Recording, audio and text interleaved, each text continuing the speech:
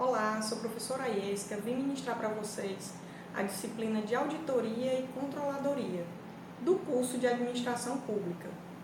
Nesse módulo, veremos os tipos de controle na administração pública. Pois bem, então o que significa controle na administração pública? Significa examinar se a atividade governamental atendeu à sua finalidade, cumprindo as normas, a legislação e todos os princípios aplicáveis ao setor público. Pois bem, os tipos de controle da administração pública são dois: o controle institucional e o controle social. O controle institucional é exercido por toda a administração pública, seja ela na esfera municipal, estadual ou federal. E o controle social é exercido por toda a população, por toda a sociedade. O controle institucional ele pode ser externo e interno. No que se refere ao controle externo, considerando o âmbito da administração federal, o mesmo é realizado pelo Congresso Nacional com auxílio do Tribunal de Contas da União, conforme estabelece os artigos 70, 71 e 74 da Constituição Federal Brasileira. No âmbito da administração estadual, é realizado pela Assembleia Legislativa, juntamente com o Tribunal de Contas do Estado. E no âmbito municipal, pela Câmara de Vereadores. Considerando o controle interno, é realizado na esfera federal pela Controladoria Geral da União, o qual a ela compete desenvolver funções de controle interno, correição, ouvidoria, além das ações voltadas para a promoção da transparência e para a prevenção da corrupção. Considerando os estados e municípios, esse controle interno é realizado por uma controladoria, onde existem auditores trabalhando nesse setor. Cabe ao sistema de controle interno de cada poder apoiar o controle externo no exercício das suas atribuições, para que todos os controles possam agir de forma mais eficaz. As áreas da gestão pública que devem receber a atuação direta dos órgãos de controle institucional, ou seja, os órgãos em que ocorre o maior controle dessa área externa e interna, são os órgãos patrimoniais, de recursos humanos, da área financeira, da área operacional, da área de contratações, da área orçamentária. Agora, nós vamos conhecer o que é que significa o controle social. O controle social também é dividido de duas formas, pode ser realizado de duas formas. A primeira, ele pode ser incentivado pelo ente público. E a outra forma é que ele pode ser realizado pela própria iniciativa da sociedade.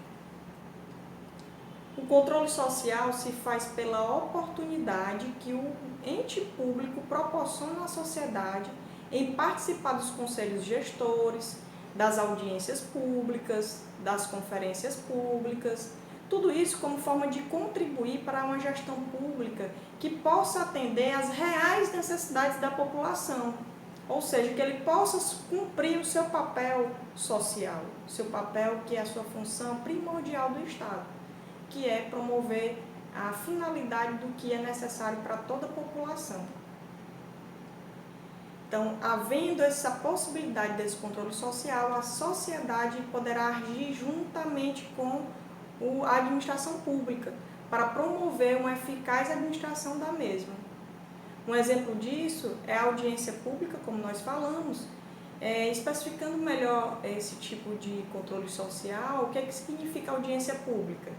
É o chamamento da administração pública para que a sociedade esteja colaborando em algum tema dentro da administração pública, algo que seja importante para que a sociedade contribua. Ou seja, é um instrumento de participação popular, ele é garantido pela Constituição Federal de 1988 e visa, com isso, debater com a população sobre a formulação de uma política pública, a elaboração de um projeto de lei ou a realização de empreendimentos que podem gerar impactos à cidade, à vida das pessoas ou mesmo até ao meio ambiente.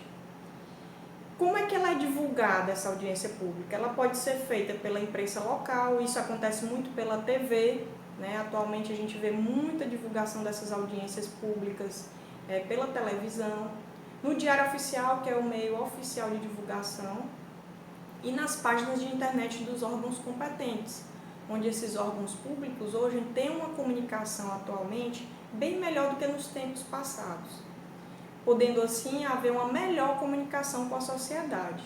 Um exemplo de um chamamento para audiência pública seria de uma formulação de um plano diretor das cidades, onde a sociedade poderá trazer o que ela realmente tem de necessidade naquele local, o que aquele bairro precisa, o que aquela região da cidade precisa, em termos de plano diretor. Mas a população terá que ter consistência em suas informações, vir preparada para esse debate efetivo junto à administração pública, para que ela possa acontecer de forma mais efetiva. Existem também os instrumentos que promovem a participação da população, que podem ser previstos ou não em lei. Quais são esses instrumentos?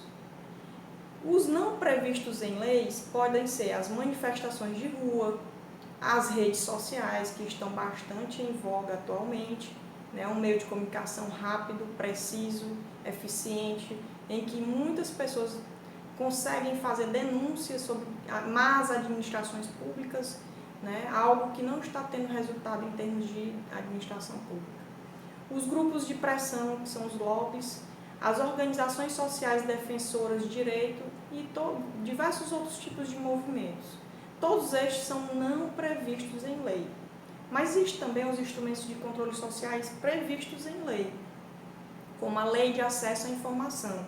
É uma lei que exige que a administração pública, seja ela em qualquer uma das esferas, né, tenha a obrigação de prestar informação a toda a sociedade de do planejamento, execução e controle orçamentário, de tudo aquilo que está sendo investido, né, dentro do equipamento público. E o portal de transparência do governo, onde lá a gente pode ter acesso a diversos relatórios, balanços patrimoniais, e diversos outros tipos de documentos em que como está sendo administrado, né, o setor público, né, a máquina pública. O controle social ele pode ser prévio, concomitante ou posterior. Quando ele vai ser prévio? No momento do planejamento das políticas de orçamento público, através das participações no que a gente falou, nas audiências abertas e reuniões de conselho. Quando ele vai ser concomitante? No momento, durante a execução desse planejamento realizado. Ou seja, onde a população acompanha, fiscaliza e denuncia caso essa execução não esteja sendo realizada da forma correta, dentro dos programas e gastos governamentais. Esse controle social também pode acontecer de forma posterior, no momento em que se tem os resultados da aplicação desse planejamento, após a execução, onde se faz a avaliação do desempenho e da eficiência da gestão de um determinado agente. Podemos perceber que quanto maior a participação e o engajamento de todos, mais eficientes, eficazes e positivamente impactantes são os serviços proporcionados pelos órgãos públicos. Assim, nós temos 4 consequências importantes e positivas relativas a esse controle social. A primeira, há uma prevenção da corrupção em complemento aos controles, ou seja, não basta a gente ter um controle, um controle institucional, mas o controle social vai colaborar com a prevenção de alguma corrupção que possa haver, ou seja, alguma retirada de valores públicos de formas indevidas em que a população poderá estar fiscalizando. Um aumento da qualidade da ação estatal, ou seja, se há um controle social, se a população está participando, a qualidade dessa informação, do que realmente a sociedade precisa, o administrador público estará informado. Então, vai aumentar a qualidade do seu serviço, porque ele vai saber a real necessidade dele. A disseminação da cultura de participação e controle de gestão, a orientação do Estado pela sociedade. Dessa forma, podemos concluir que a participação qualificada dos cidadãos nesses espaços de debates, as consultas aos portais de transparência e a utilização da Lei de Acesso à Informação fará de todos um agente de transformação na cidade onde vive e até mesmo em todo o Brasil. Ficamos então finalizando esse módulo. Até o próximo. Muito obrigada.